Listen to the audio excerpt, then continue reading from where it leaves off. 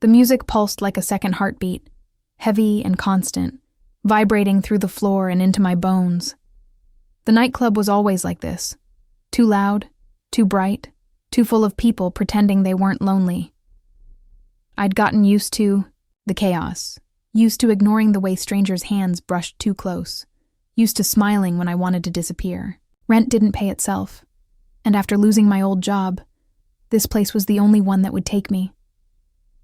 So I learned to move quickly, to dodge wandering fingers, to laugh off slurred comments I didn't want to hear.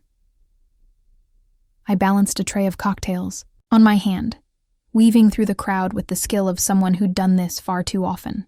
My feet ached already, and the night had barely begun. I worked doubles now, closing shifts sometimes stretching past 3 a.m. And still, it wasn't enough. It was never enough. As I stepped behind the bar to drop off an order, I froze for a moment. Someone new stood there, where I expected to see Marco. The man was pouring whiskey into crystal glasses with unhurried precision, like he was performing something he'd done many times before, yet treating it like art instead of work. His rolled, sleeves-revealed forearms marked with faint scars, the kind someone gets from a life that isn't soft. His dark hair was swept back, effortless and deliberate at the same time. And his eyes, God, his eyes were the kind that didn't just look at you. They studied. "You're new," I said before I could stop myself. He didn't look up right away, but when he did, something electric sparked beneath my skin. "So are you," he replied. His voice was smooth, not friendly, not unkind, just measuring, like he was turning the words over, examining how they felt.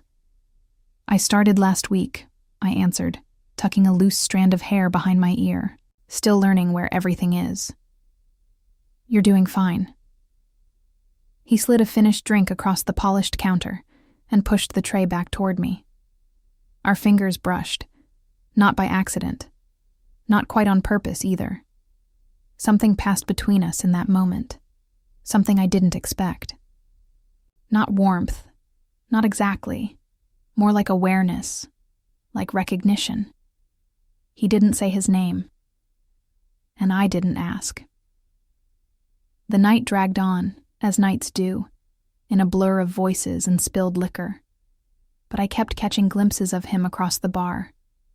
Calm, where others were frantic, composed where others barked orders and swore, and sometimes I caught him watching me, not in a way that made my skin crawl like the customers who thought a tip bought them something personal. No. His gaze felt intentional, focused. Near closing, the music softened. The crowd thinned. My feet felt heavier with every step. I slipped into the hallway behind the bar, leaning my back against the wall and closing my eyes for just a moment of silence. Footsteps approached. I opened my eyes. He was there, closer than I expected. Tall. Still, the nightclub noise felt far away suddenly, like we were underwater. "You look tired," he murmured. I laughed once, barely. "I'm always tired." He didn't smile, but something softened in his eyes. Maybe it was the exhaustion, maybe the loneliness. Maybe the way standing this close to him made my heart feel too big for my ribs. I didn't think, didn't question. I just stepped forward and kissed him, a mistake born from something deeper than impulse. His lips didn't respond at first. He exhaled slowly against my mouth, one hand lifting, hesitating, then settling lightly at my jaw, not pulling me closer, just feeling me there. His kiss when it came was slow, deliberate, not tender, not rough either. More like he was learning me, memorizing something he hadn't expected to find. When he pulled back, the air between us felt warm and sharp all at once. His forehead rested lightly against mine, and his voice, low enough that it felt like a secret whispered straight into my bloodstream, brushed my skin. You shouldn't have done that. The music had quieted, but my heart had not. I walked back into the main room only to find the crowds thinning and the lights dimming to a softer haze. My lips still tingled with the memory of him, the kiss I should not have given, the kiss he did not ask for, but accepted. Or maybe allowed. I did not understand what it meant. Only that something inside me had shifted, like a door had opened somewhere in the dark, and something was now watching me from the other side. I went to the staff room to gather my bag. The mirror caught my reflection. My cheeks held a faint flush. It was not embarrassment. It was awareness, danger, and something frighteningly like attraction. As I left the club, the night air hit me cold, sharp, real. I told myself I would walk home quickly. Head down, no distractions. No handsome, mysterious bartenders in my thoughts. Yet halfway down the block, I heard footsteps behind me. My pulse rose. I picked up my pace. The footsteps matched, turned a familiar face. Jimmy, a customer. A drunk one, always too close, always too eager. His smile was loose and wrong. Ellie, wait up. He called, his voice slurred. Just wanted to talk. I kept moving. No. Not tonight. But he reached out, his hand closing around. My arm, not gentle. Not friendly.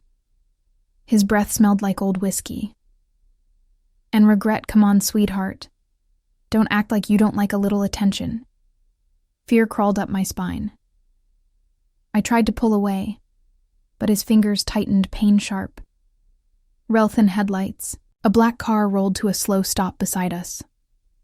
Smooth, silent, too silent. The back door opened, and there he was, the man who was not just a bartender standing in the shadows of the leather interior watching. Is there a problem? He asked, no emotion, no panic, just a quiet stillness that felt far more dangerous than shouting. Jimmy scoffed, mind your own business, pal. But something shifted in the air. A presence. A warning. The kind that does not need to be spoken. Get in the car. Ellie. His voice did not rise, did not command, yet it moved through me like gravity. I found myself stepping toward him before I chose. Jimmy grabbed for me again, but he never made contact. Someone stepped out of the front seat, a large man, silent, precise. And Jimmy was on his knees, gasping. No punch, no struggle. Just the quiet efficiency of someone trained to remove obstacles. The car door waited open. Dark, safe. Dangerous all at once. I slid inside, my breath uneven. My thoughts scattered. The interior smelled of leather and warm spices. He sat across from me, watching. Always watching. You should not walk alone at night, he said, but it did not sound like concern. It sounded like fact. A truth of the world. I swallowed, still shaken. Thank you. He leaned back. Hands relaxed, body. Still eyes unreadable. You kissed me, he said. Heat flared in my chest. I know I should not have. His gaze held mine steady deep. No judgment, only meaning you didn't kiss the wrong man, Ellie. His voice was soft too. Soft, careful, dangerous.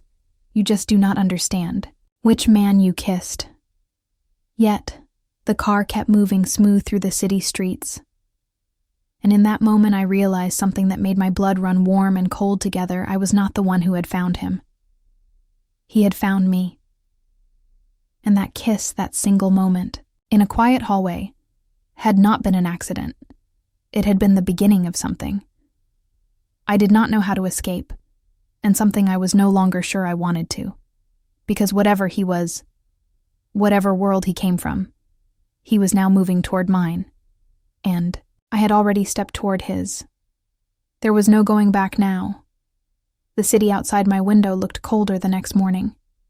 Gray sky, empty street. The kind of silence that made every thought louder. I had barely slept. Every time I closed my eyes, I felt that moment again. Jimmy's hand, the black car, the quiet power in his voice, and the way he said, "You did not kiss the wrong man." I tried to shake it off. I made coffee, burned. My toast stood in my tiny kitchen, pretending my life was still simple. pretending. I had not stepped into something I could not name. Then the knock came loud, impatient. My landlord stood there, face-pinched eyes mean in the way only people who enjoy power look mean. Ellie, you are 2 months behind. I want the full amount by tomorrow, or you are out. Panic. Hit me like cold water tomorrow. $6,000. I did not have 6. I did not have 1. I tried to reason, to explain, to promise. But he only smirked. Either you pay or you leave. The law takes time. I want the door slammed, and the walls felt smaller, tighter. Like the world itself was pushing in. I sank to the worn couch, my mind racing, thinking of every option. Every person I could call, every job I could take. There was nothing. My fingers brushed my jacket pocket. The business. Card, simple white, only a number embossed in black. He had given it to me without explaining why, only saying, "You will need something." I stared at the card. My pulse loud in my ears. Calling him would mean stepping fully into that world. The one that came in black cars and quiet commands. The one where danger walked calmly, like it belonged. But I had no choice. Survival does not wait for pride. Me hands shook as I dialed 1 ring, 2 threes. His voice deep, steady, like he had been expecting me. Swallowed. I tried to sound strong. I failed. I need help, silence, not empty.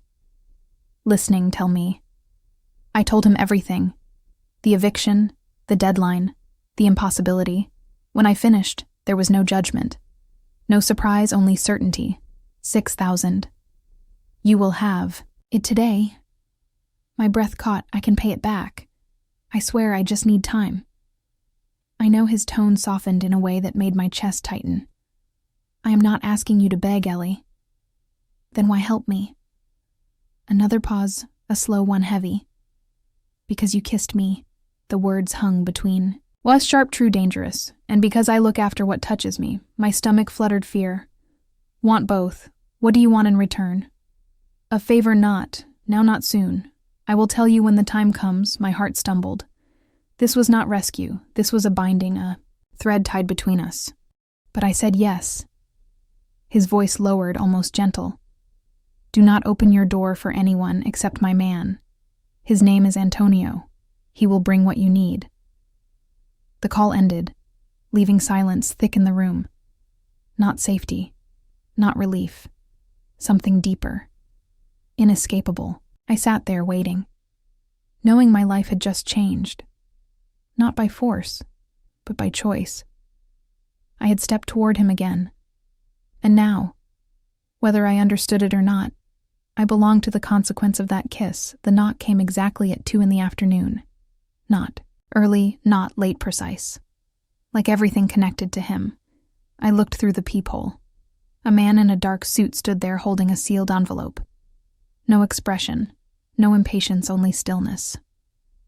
Antonio, he said when I opened the door just enough. His voice, calm, low, controlled. Mr. Russo sends this. Russo, the name slid through the air like a quiet revelation. I had never heard it from his lips, but hearing it now made something click somewhere inside my chest, like a puzzle piece.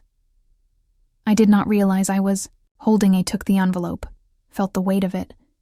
Literal heavy money had weight power. Always did. He inclined his head once. No questions, no small talk, no judgment.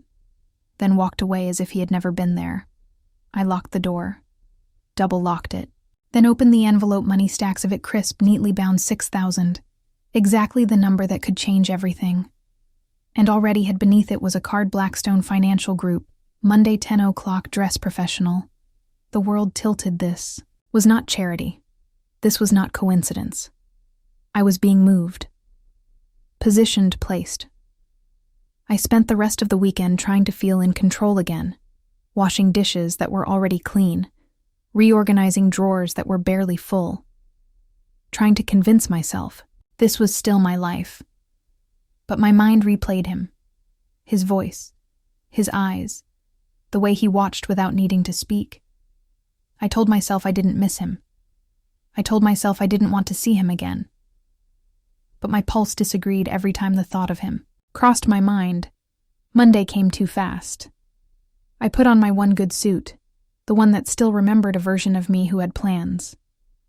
Dreams of future. The Blackstone building was made of glass that reflected back a version of yourself that looked smaller. Ordinary. Temporary, yet inside everything gleamed marble chrome. Silence so expensive it felt like judgment. They were expecting me. They knew my name. They escorted me to the top floor. No waiting, no paperwork. No delay. The interview was not an interview. It was a confirmation, a performance. A dance choreographed long before I entered the room. Charles Bennett, silver hair. Sharp eyes, a voice like he always knew more than he said. He spoke of my education, my skills, my dismissal from Donovan and Associates not as a stain but as evidence of integrity. He knew everything down to the dates, the accusations, the exact moment my career had been derailed. You were punished for telling the truth. He said, we admire truth. Here we reward it. The job was offered. No hesitation, no doubt, as if the outcome had been decided before I walked in. When I stepped onto the street afterward, the city felt different. Like the ground had tilted, like I had stepped through a doorway I could not return. Me phone vibrated. His name did. Not appear on the screen, only one letter a meet me tonight. My breath caught. I tried to tell myself not to go, not to feed the thing growing between us, but when 8 o'clock came I was already standing outside the waiting black car, hands shaking, heart already recognizing the gravity of where I was going and who I was going to see, because this was no longer a kiss or a ride home or a favor. This was the beginning of something dark and deep and inescapable, and I was walking into it willingly. Restaurant had no name on the door, no neon sign, no menu posted in the window, only soft golden light behind tinted glass. A place for people who never needed to ask what anything cost. The driver opened my door, and the night air rushed in. Cool, steady, quiet. As if the city itself understood that this place was not for chaos. He was waiting inside, not behind a bar. Not in motion, but seated still composed like a king at rest. His suit was dark simple, but the kind of simple that is chosen not afforded. And when he stood, when his eyes found mine, everything inside me went still. Ellie, he said, and my name sounded different in his voice, less like letters, more like claim. He took my hand, not possessive, not careless, but with a certainty that made my pulse trip. He did not ask how I had been. He already knew. The table was private, set back behind a partition of smoked glass. The world on the other side muffled unimportant. He poured wine a deep red that smelled like something older than memory. We ate slowly. Or rather, I moved food around my plate while he watched me with quiet concentration. You did well today. He said, not praise, acknowledgement. You arranged it. I replied because honesty with him felt like a necessity. Like lying would be a kind of disrespect. Why? He leaned back, folding his hands loosely as if we were discussing weather. Not the reshaping of my life. Because you do not bend. Most people do, you do not. And that is rare. The words landed somewhere deep. Somewhere I did not want anyone to see. I opened my mouth to speak, to ask what part of him I was stepping into. But a shadow passed across the glass wall. A figure moving with purpose. A man approached, but not a waiter. Not a patron older. Silver hair, sharp eyes that took in everything in a single sweep. Adriano rose, but not in greeting and acknowledgement, like one king rising for another. Father. The word barely existed in the air, and suddenly I understood this was not dinner. This was presentation. I stood too quickly, my chair scraping softly. Heat climbed up my neck, but I forced myself still. I would not bend. Not now. The man studied me without speaking. His presence filled the room, not loud, not violent, simply undeniable. So he said at last, "This is the girl. Not my name, not my history, not my identity, just the title of my existence in their world. I wanted to bristle to defend myself, but pride is a dangerous weapon if you do not know who you are aiming at. I met his gaze, steady, unflinching. Yes, I said, his eyes narrowed, not in disapproval, but in assessment, like weighing the strength of steel. He nodded once, a gesture so small yet so heavy it felt like a door unlocking. Adriano's hand found the small of my back, warm grounding, and something inside me loosened. You understand, his father said, voice low, that my son is not ordinary. I do, I answered, even though I did not. Not fully. But the truth was already unfolding, and I could no longer pretend not to see the shape of it. His father's gaze sharpened, then softened, in a way that did not feel like comfort, but permission. Good, he said. Then he turned and walked away, leaving the air charged and trembling. I exhaled only then, realizing I had been holding my breath. My hands were trembling, but Adriano's were not this. Fingers slid beneath my chin, tilting my face to his. Do not fear him, he said quietly. Fear me instead. The words should have sent me running, but instead heat unfurled low in my stomach. Not fear, not exactly, because something was becoming clear. I had not kissed a stranger in a hallway. I had kissed a man the city whispered about.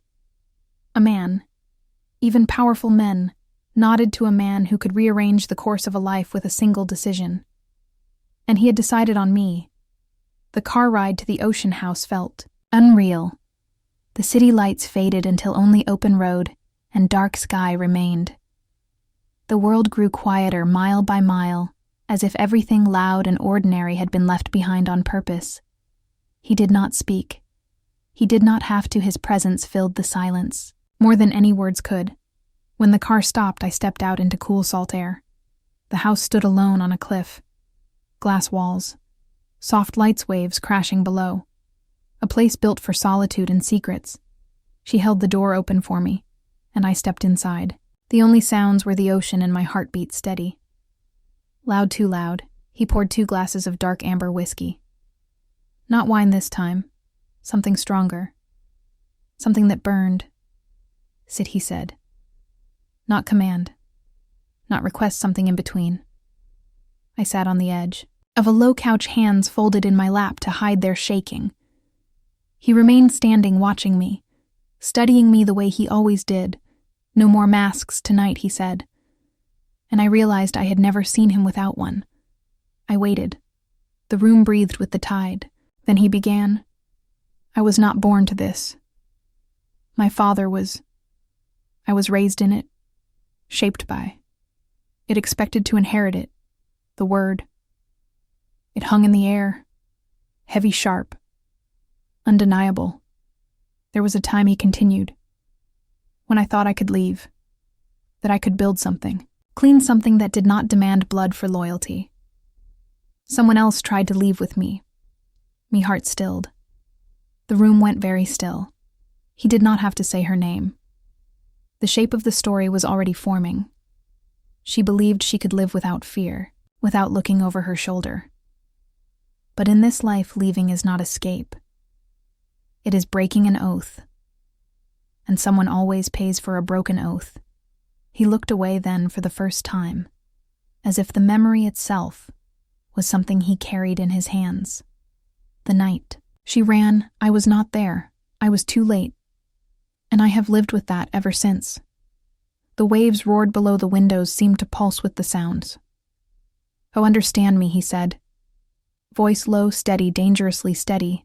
When I say I do not offer love easily, and I do not lose it. Once given.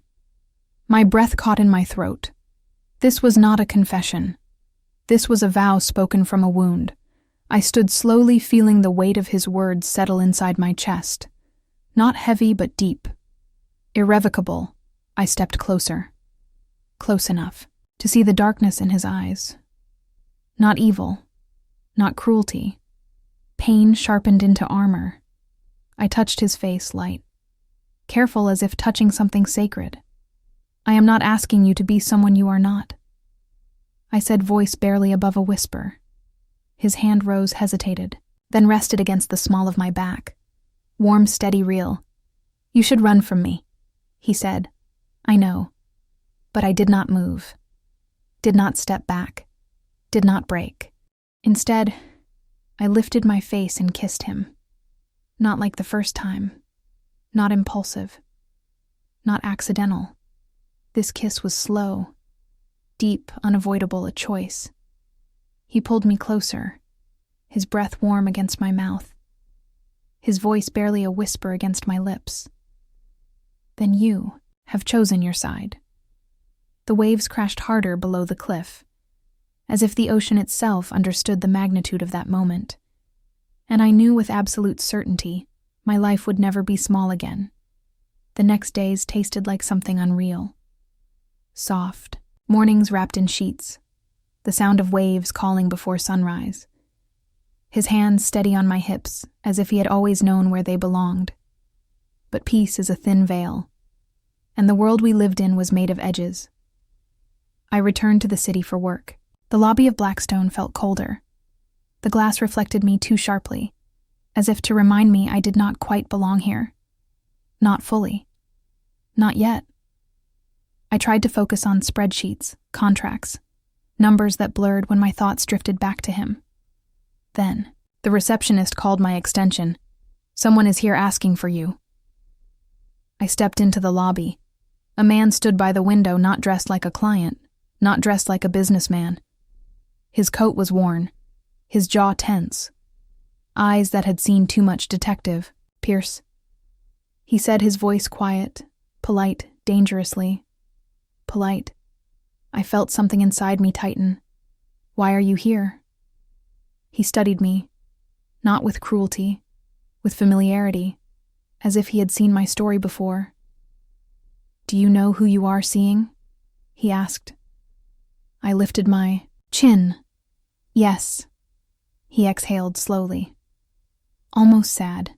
People like him do not fall in love without cost. Someone always pays.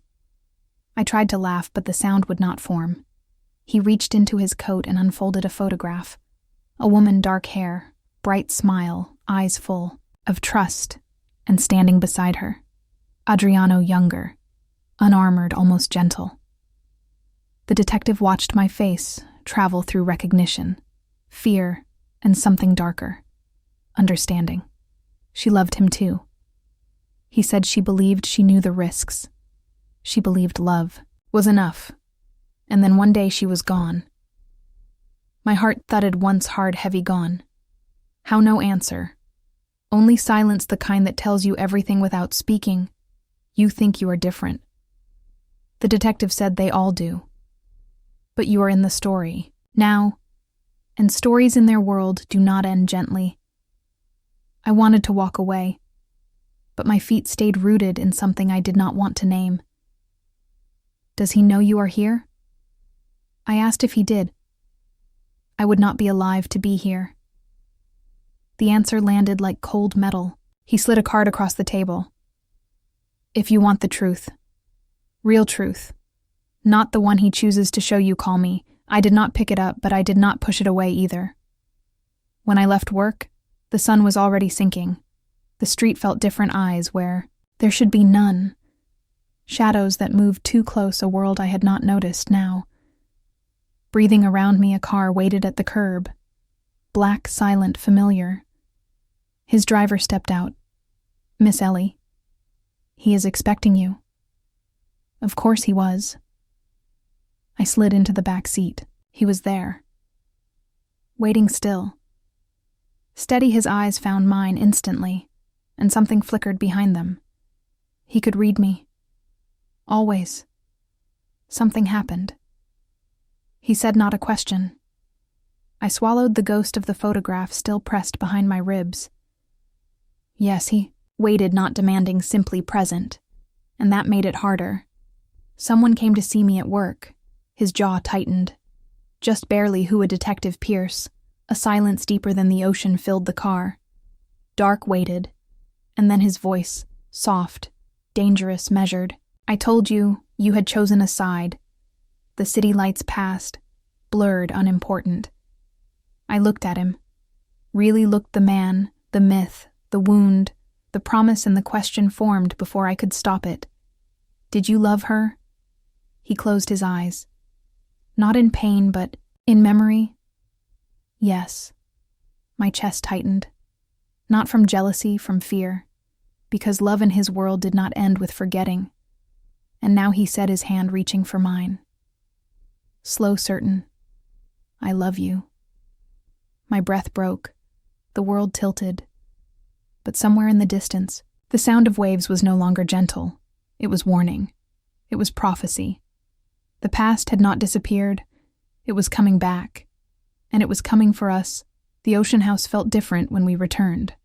Not warmer, not colder. Just aware, as if the walls remembered, every word we had not yet spoken. He walked ahead of me silent.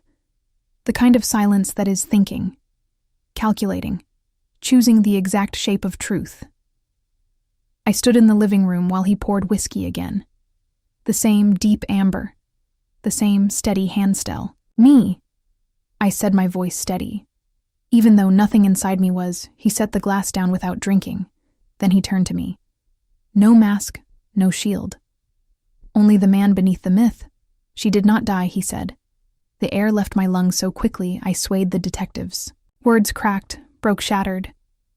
She left. I waited, my heart. A slow, heavy drum waiting for the part that mattered. He crossed the room to stand close enough that I could feel warmth radiate from him. Close enough that I could see something raw behind. His eyes. She believed love could cure the world I came from. She thought if she stayed long enough, if she loved hard enough, I would walk away from everything for her. I swallowed that kind of hope was dangerous. And you couldn't? I asked. His jaw tightened. Not an answer, but enough. I tried, he said. And the words softened something sharp in me. I tried to build a life that did not belong to my father. But you do not choose to leave our world. You earn it, or you bleed for it. I thought she understood the cost. But one night she cried, begged me to run with her. No plans, no protection. Just escape. It sounded like love. It was panic. My chest ached because I could see it. Two people reaching for a future that did not have ground beneath it. I told her I needed time, that we had to build a way out, real safe, untouchable. She thought time meant doubt. She left without waiting, without telling me. The room dimmed. The ocean roared louder outside as if it was listening, and when word spread that she had run others, took it as a message. A weakness my blood chilled. The Mafia did not forgive weakness. Ever did they hurt her? I whispered. No, his answer came fast, sharp, certain.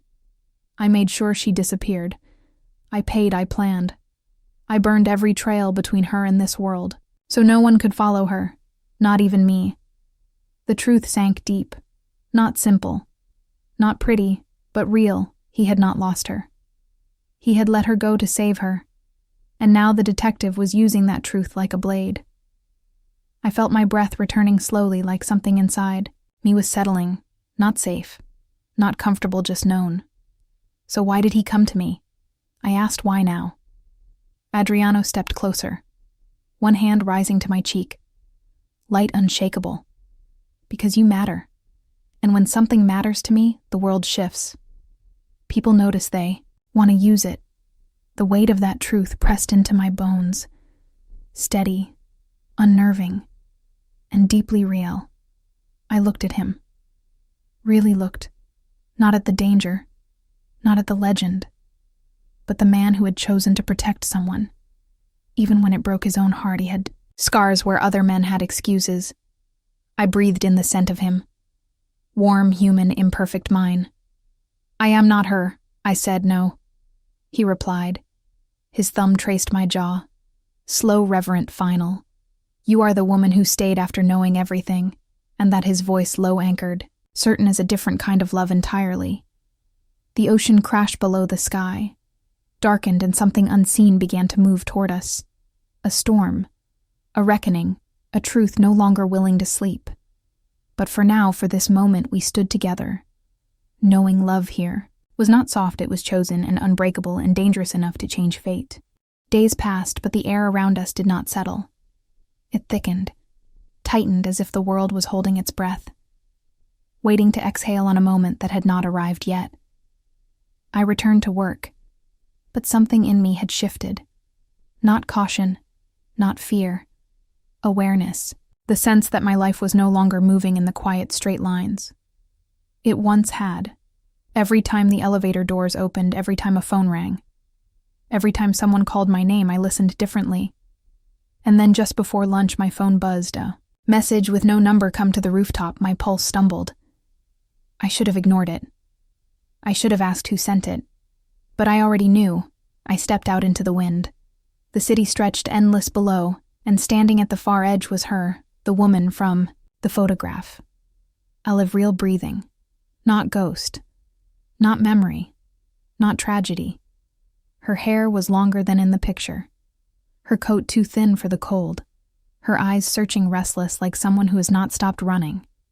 You should not be here, I said, my voice thinner than I wanted.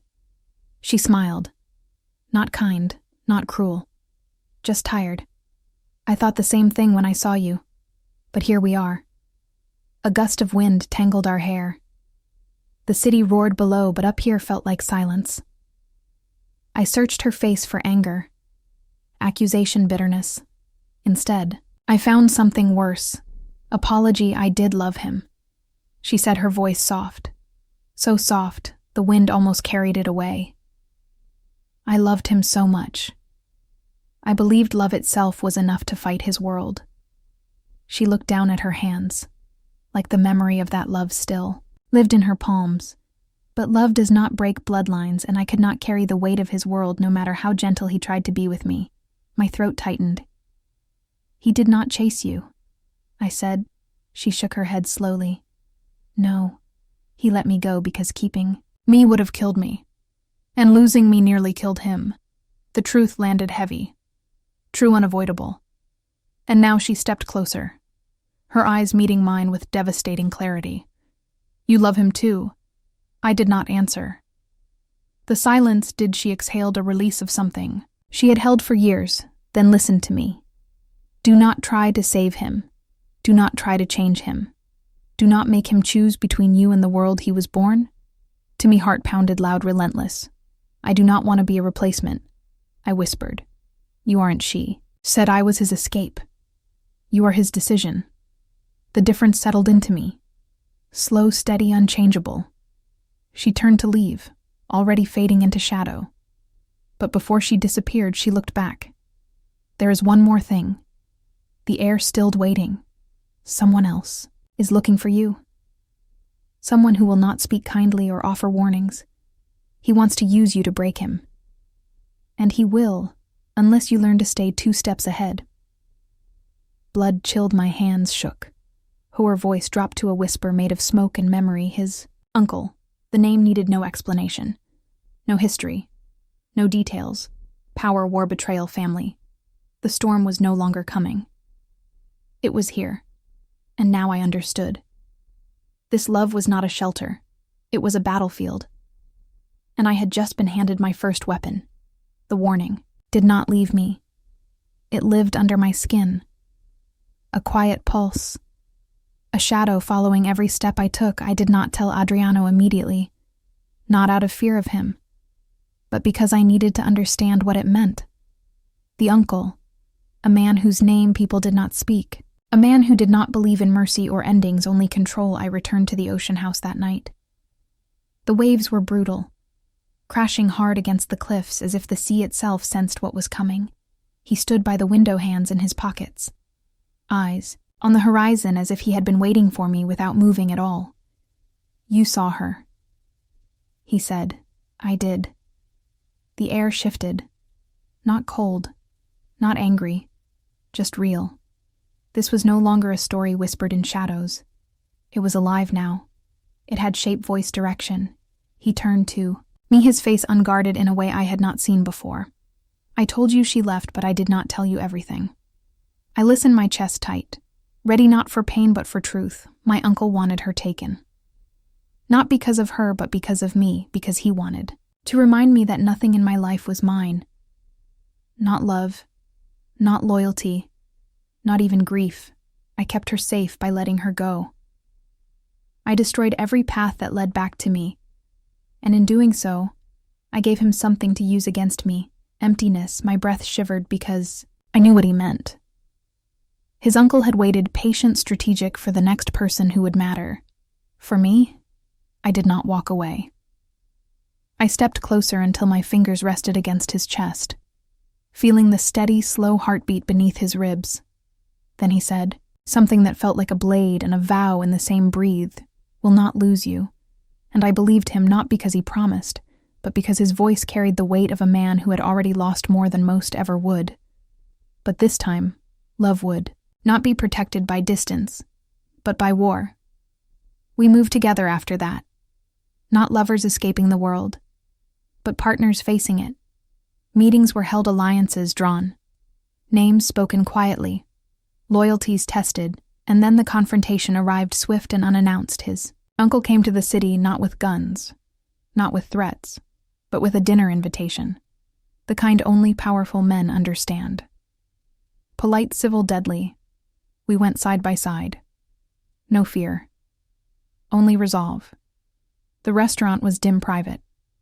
The uncle sat at the head of a long table, his eyes sharp, calculating, measured in the way of men who had shaped empires with silence. So he said, "This is the woman you chose. No mockery, just assessment, the same way you examine a piece of steel before you decide whether to bend it or break it." I met his gaze, steady, unmoving. "I am not leaving." His lips curved, not a smile, a recognition. "Good," he said, "then prove you are worth the cost." And in that moment, I understood this was not a warning. This was permission, a line drawn, a throne passed. If I broke, Adriano would bend. If I stood, Adriano would rise. I reached for Adriano's hand beneath the table, our fingers interlaced, steady, anchored, unbreakable. We left together, not running, not fearing, walking forward. The days that followed changed everything. Power shifted, lines moved. His uncle stepped back. Not because he had lost, but because he had recognized the future and accepted it. 3 years later, the cliffs still waited, the ocean still roared. But there was laughter now, and morning light that did not feel borrowed. The criminal empire had dissolved piece by piece, replaced by something slower, cleaner, earned. The Rousseau Foundation stood where danger once lived, providing sanctuary, shelter, protection for those who had been swallowed by the world. We escaped, and in the sunlit kitchen of the ocean house, a small child ran barefoot across the hardwood floors, her hair dark, her smile wild. A piece of both of us born, not from escape but from choice. I watched her, and then I watched him, the man who once stood behind shadows, now standing in the light. He crossed the room to me, his hand sliding to my waist. Familiar, certain mine. "You changed everything," he said. I shook my head. "No, we changed together." And as the waves crashed against the cliffs, below, no longer warning but singing, I knew the truth.